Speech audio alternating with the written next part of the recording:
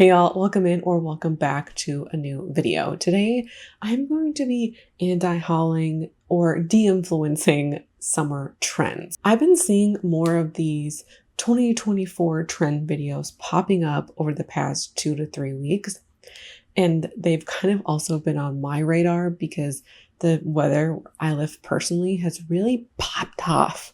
She went from being like 20 degrees, 15 degrees to 30. Like humidity out the wazoo. It's just been a really hot time. So I'm now personally thinking more about summer and summer clothes. And I see these videos and I'm like, you know what? Even if it's a little early, I'd rather be a little bit early to this.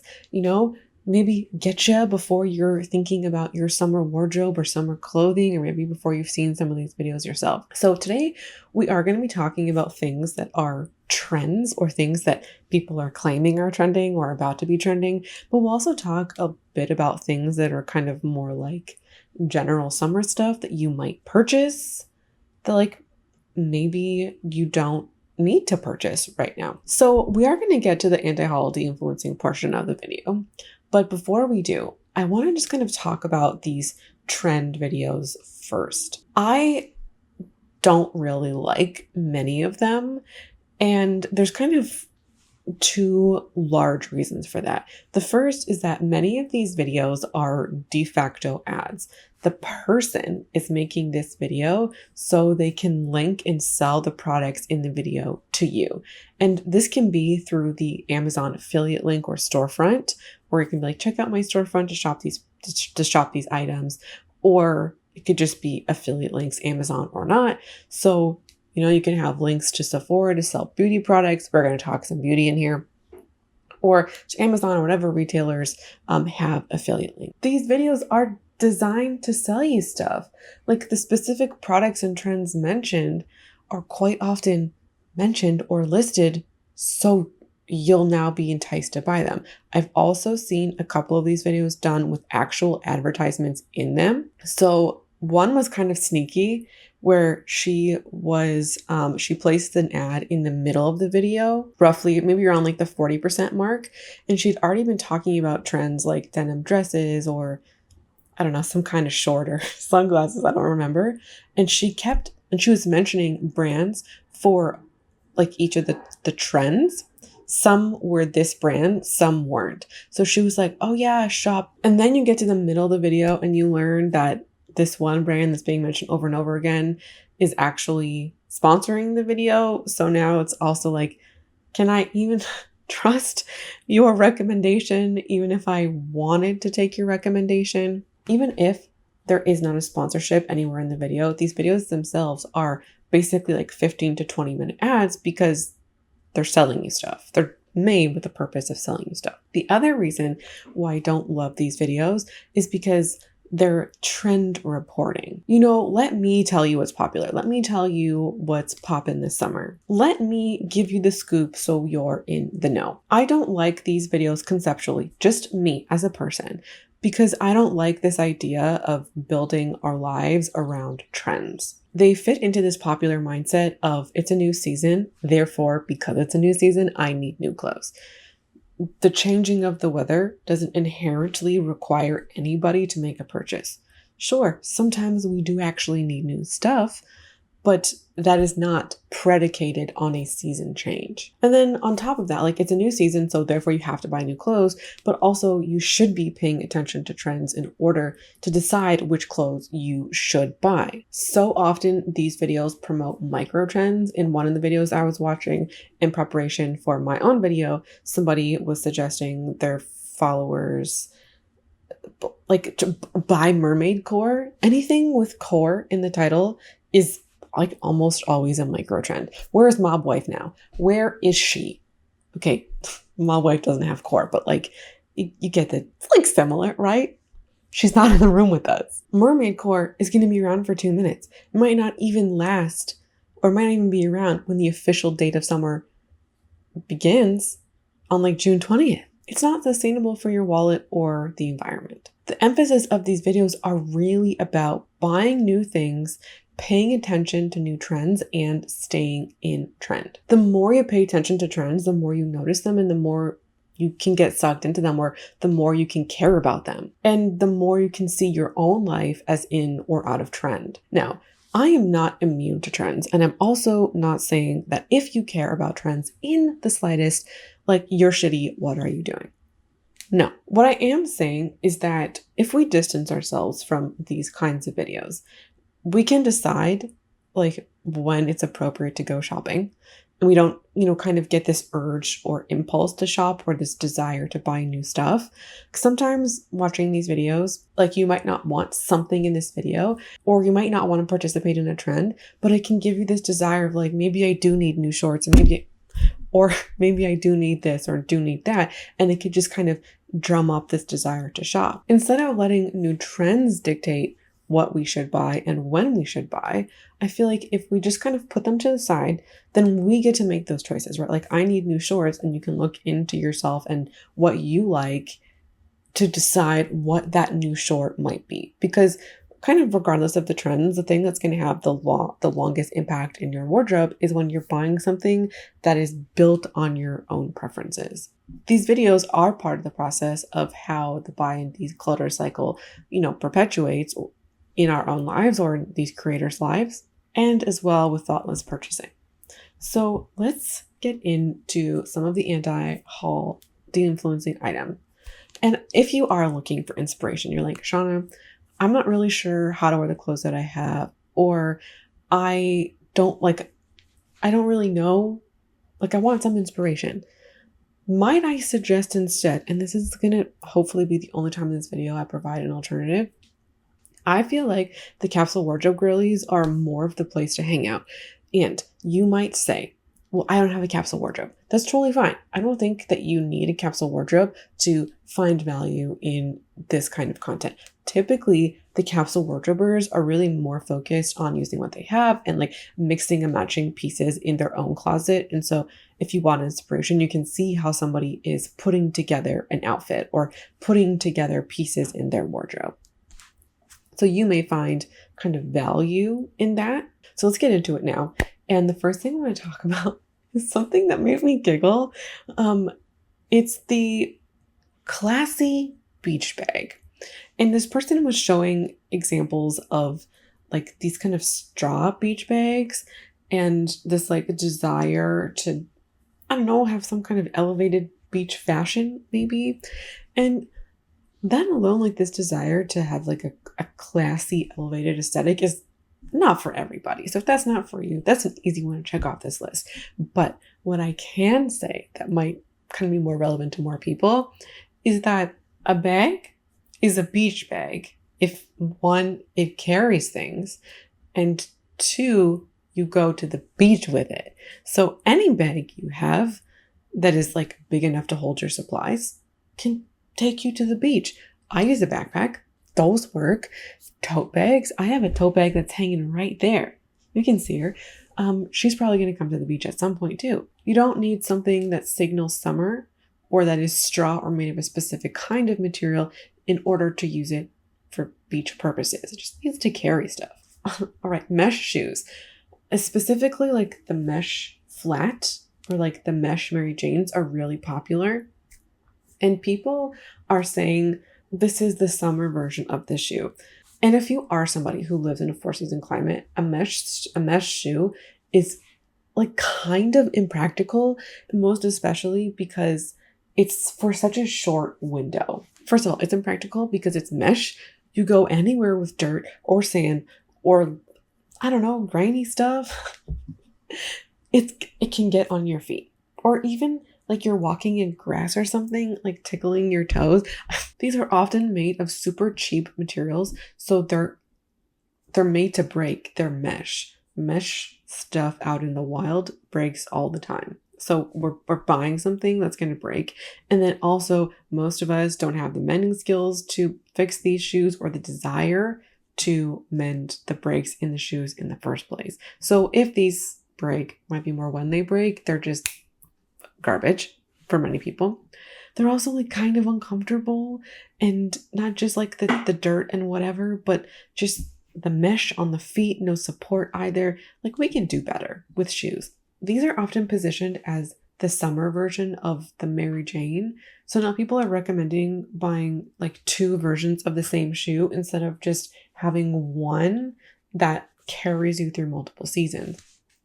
And one thing I realized as somebody who is in a 4 climate season, fall and summer have such small windows. Fall in specific has such a narrow window of time in which you can wear the clothes. Summer is like literally 10 weeks long, is the safe amount of time that you can say this thing will be appropriate to wear. I don't know, to buy a mesh shoe for 10 weeks when you already very likely have a lot of other shoes that you're going to wear. They're just so niche and they're micro trend as well. The pajama bottom and shorts I've seen in so many of these videos. And at first I was like, I thought maybe we were having a sustainability moment. Like the recommendation might be wearing your pajama pants out as a style. No, that's not the recommendation. The recommendation is like a nice, like ironed pant, if we're going with the pant version. So there's like no crinkles in it. You're also often seeing the blue and white stripe or pinstripe. So it's not just any old pajama pants. It's pajama pants that look and feel like these ones. And then you're styling them in a way that is like, I don't know, it's kind of like that Scandi style, minimalist style. So it's ultimately advocating buying something that you already have but is not good enough to wear for this trend because it's not this specific iteration, look and feel, to wear for something that has such a limited shelf life. And like, we could have done so much better with this. Like, we could have literally advocated people to wear their own pajama pants. But no, you got to buy them in this specific color. And this is going to be a micro trend. This is going to be gone. Maybe not as limited shelf life as mermaid core, but I think this is just going to be gone by next summer. And you might say, Shauna, I could just recreate this with what I have. And sure, if that appeals to you, I wouldn't be mad about that because you're using what you have. So maybe this one is not quite the de-influence, but using what you have, if any of these you're like, I actually like this and I'm going to use what I have, cool. But I just think that any random pajama pant can't be worn in public because of this. Like, there's so many people out there who complain about like Americans wearing their pajama pants in public. Like, this trend isn't saying wear your Batman pajama pants out or wear like your pink star pajama pants out. It's saying wear the blue and white striped pajama pants out that like kind of could maybe potentially pass as pants. It's a very like niche item. So ultimately what it's doing or advocating is for you to buy this thing for this trend. Okay, we have to talk about a couple more micro trends or things that I feel like are micro trends. The charm necklace and bracelet. This is micro trend. These give off very Y2K vibes, even if they're kind of more modernized. A lot of the recommendations are these like really chunky full jewelry pieces, and jewelry is just, it can get so sweaty in the summertime, especially like big ones. So is this really going to be practical even if you like this and even if this is not a micro trend? Hey, editing Shauna here. So I've actually owned one of these style of charm bracelets in the 2000s. And if you've never owned one, or maybe you have and you've forgotten about what it's like to wear them, these things are super jangly. They make a lot of noise. They clank and clink around everywhere, and they're kind of heavy, and they personally got very frustrating to wear. So I feel like the annoying aspect of things might eventually win out, even if they're novel, cute, and exciting at first. Also, I think sometimes people can feel like these are a good choice because they pick out individual charms. There was a full generation of us, multiple different styles of charm bracelets. Who remember those like metal ones that were kind of springy, where we hand selected all of our charms to personalize them towards us. I think that's a bit of a selling feature, personalized to you, specific, so we feel like we're making good choices, and it overshadows or masks a little bit that this is actually ultimately a trend. Where are all of those charm bracelets from 20 years ago? Nowhere. So we have a micro trend that is a bit more hidden because there are personalization features. It can give us this false sense of comfort that we will wear this for a long time because we've personalized it for ourselves, and it can tempt us into spending more money again because of the personalization, and we can lose sight of the fact that at the end of the day this is most likely a trend that will not stand the test of time. Sticking on the micro trends, which to me kind of speak for themselves because they're just going to be short-lived items that aren't going to have any longevity in your wardrobe, most likely. And you're going to spend money on them, participating in them, wear them, and then just declutter them maybe by the end of the summer or next year. So we have the charm bracelets and necklaces. We also have the chunky sandals, and there's a lot of iterations of these going around. Like there's a lot of those like Y2K black ones that always make me think of Lizzie McGuire. I also have seen these like, you know, the ones that are kind of, they have the two strap, like the straps and the Birkenstocks, those kind of straps, but then like just thick platforms. Different look, but still really chunky. I think that this is just a micro trend. All right, Western inspired style, I think, is also on this vein of micro trend.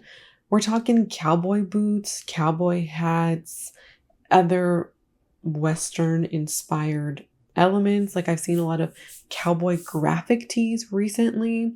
This is going to be gone in like a year. And cowboy boots in the summer just sound so sweaty, in my opinion. And this would obviously not be a micro trend if you're somebody who maybe lives in the South, maybe, you know, like I can see Texas is really standing out to me. I feel like if there were a group of people who might, you know, kind of be inspired by Western stuff, would be people who run ranches or like live in states where there are ranches and that kind of more like subculture that like could have more of a potential to be enmeshed in that style. I've also been seeing flip-flops pop up in these videos, and flip-flops aren't a trend. Of course, there can be more trendy ways to make a flip-flop, like really minimalist versions or really chunky versions. So that isn't really the recommendation that I'm seeing.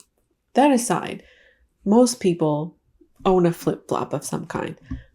This is just, I feel like it has to be a yearly PSA. You don't need more flip-flops. Like, you don't need more flip-flops. Put them down. Put them down. They might be $2 at Old Navy. Put them down. You don't need more. The deals on the flip-flops can just suck you in. Let's talk about a couple of beauty items. I'm seeing the Dior lip glow, the Summer Fridays lip balms, the Rhode lip balm, whatever, the Tower 28 lip balms being recommended as like it girl summer products, right? Summer essentials. At least 3 of these products have been recommended or I've seen in more than one summer essentials video.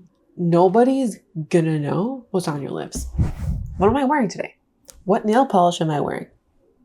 What am I wearing? You have no idea.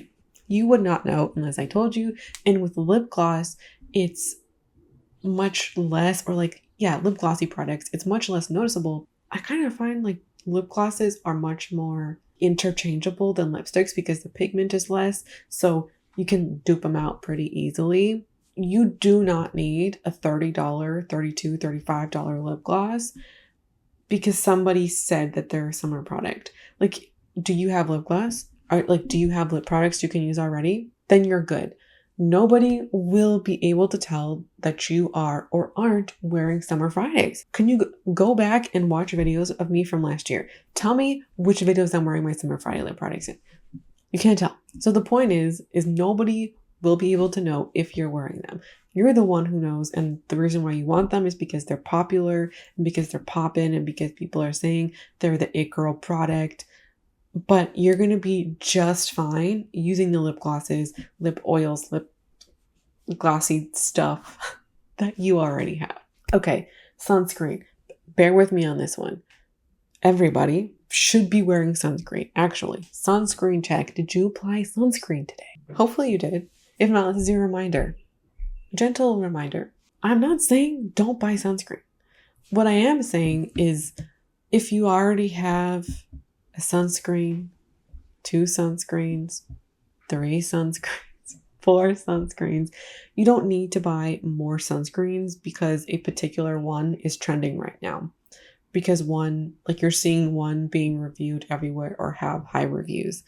You can buy that in the future when you run out of what you have, but you don't need to add a 5th, 6th, 7th, 8th, 12th sunscreen. Most especially because the efficacy of the product is going to run out over time. And so if you overbuy something like sunscreen, there's a higher chance that you will throw it out or feel the need to throw it out or the desire to throw it out because it's past its expiration date. Now, Miss Brandy Melville, she's being recommended as a place to shop for some of these trends. I just want to say that in 2024, why are we giving money and promotion to a brand that is firmly committed in only making one size? Like, why is that a position that we're holding? Like, why do we want to suggest to other people to shop there? I don't really understand the appeal of supporting brands that are intentionally size exclusive. I've also been seeing, this is not so much the beauty anymore, but I've been seeing people recommend silver jewelry as the trend of the summer. I think this one can be exciting for some people because gold jewelry has been the dominant color for jewelry in many of the more like trendier or online type of brands.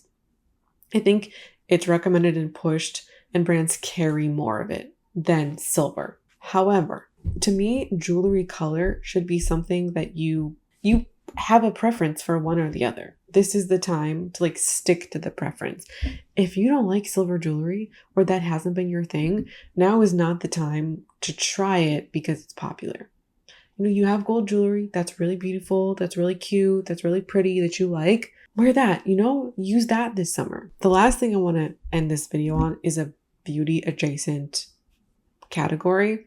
And it's these hair trends where there'll be these fancy names for hair colors like, it was like cowgirl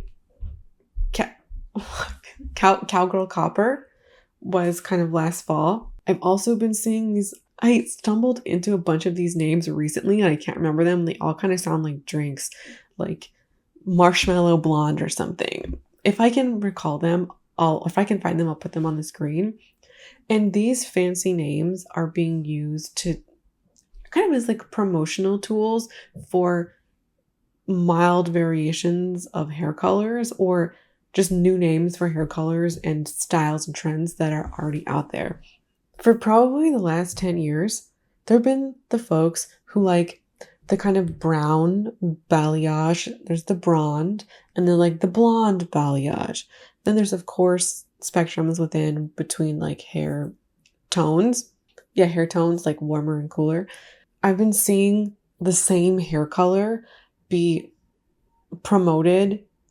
Maybe like one from 2 years ago is now being promoted again as something new and exciting because it has a new name. Like cowgirl copper is a color of copper that has been around and has had moments in the limelight over multiple times over the past 5 to 10 years. I'm kind of bringing it up because there are seasonal hair trends. It's when you have stuff that already exists, like regular old hair, not old, but regular hair colors, and it's just being repackaged and resold to you in a new way because it has a new name. So this can tempt you to go get your hair done or like refresh your hair because there's something that's new and trending and exciting you. If you are somebody who does get your hair done, who does like to get hair color, don't let these new exciting trends push you over the edge in spending money. And when we focus on these trends, I know for me, I've had hyperfixations on like specific colors, and then it will just tempt me to go get my hair done when I wasn't even thinking about it. And I guess I'm bringing this one up somewhat selfishly because I had been thinking about these kinds of things have been tempting me personally. I was like, no, you get your hair done once a year, mid-June. That's it. That's it. That's all we're putting in the budget. And also, I have a track record of what I know I like. So I'm not going to let these new cool trends tempt me in getting my hair done more often or spending more money than what I have allotted personally. So that's the video. That's everything for me today. I hope you enjoyed it. I hope you enjoyed hearing kind of my takes on some of the popular items kind of floating around for summer. I would love to hear your thoughts on some of the things that I've mentioned.